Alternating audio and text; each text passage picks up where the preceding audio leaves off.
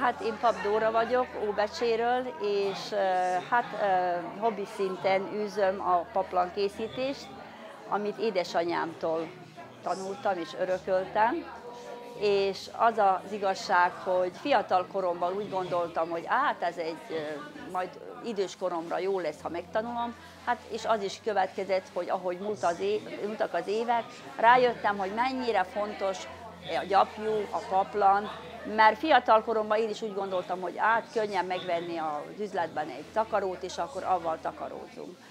És hát az hozta a helyzet, hogy rájöttem, hogy igenis meg kell tanulni ezt a kihalóban lévő szakmát. Óbecsén volt mesternő, aki tanította a tanítványokat, de elhalálozásával ez a szakma is kihalt.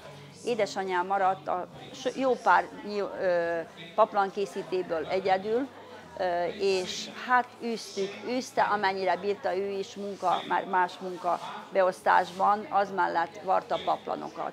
Hát lassan nem is volt rá igény, mire megindult, újból fellendült a kereslet, és a mai napon pedig nagyon-nagyon fölkapott, és nagyon keresett a paplankészítés. Hát megszámolhatom egyik kezemén, hogy ki foglalkozik még kézzel vart paplan készítésével. Hát a paplan készítéséhez megfelelő gyapjú kell, a merino gyapjú, tehát nem az éles szálú juh vagy a más birkáknak a gyapjújai, hanem ezt tehát nagyon-nagyon szépen elkészítve, földolgozva és megkátolva lehet szép és minőséges paplant készíteni. Ami még fontos, és ami még egy kicsikét szomorú, hogy kiveszőben van a paplan sejem beszerzése.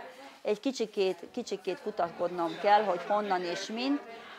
És a másik, amit ki kellett, úgy volt tapasztalnom, valamikor volt Horvátországban készült a direkt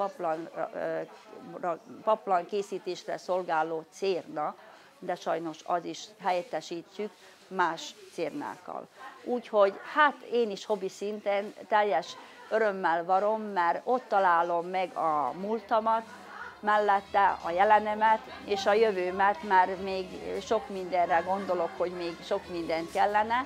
Hát újításokkal foglalkozok, egy kicsikét újítok, nem minden ugyanúgy csinálom, nem minden olyan mintával, amit édesanyám, hanem vannak, és kicsikét kutakodtam is, és régi paplanokat elvállaltam feldolgozni, az miatt, hogy lássam, hogy mások hogy készítették azt a paplant, milyen mintákat, milyen cérnát, milyen ötésekkel varták, és nekem ez egy kihívás volt. Úgyhogy a mai napon mondhatom, hogy szívvel, lélekkel készítem, és édesanyám még igenis besegít, mikor bír, egy kicsikét, mert minden, tehát az elejétől a végéig, tehát még a beszegés is minden kézzel készül.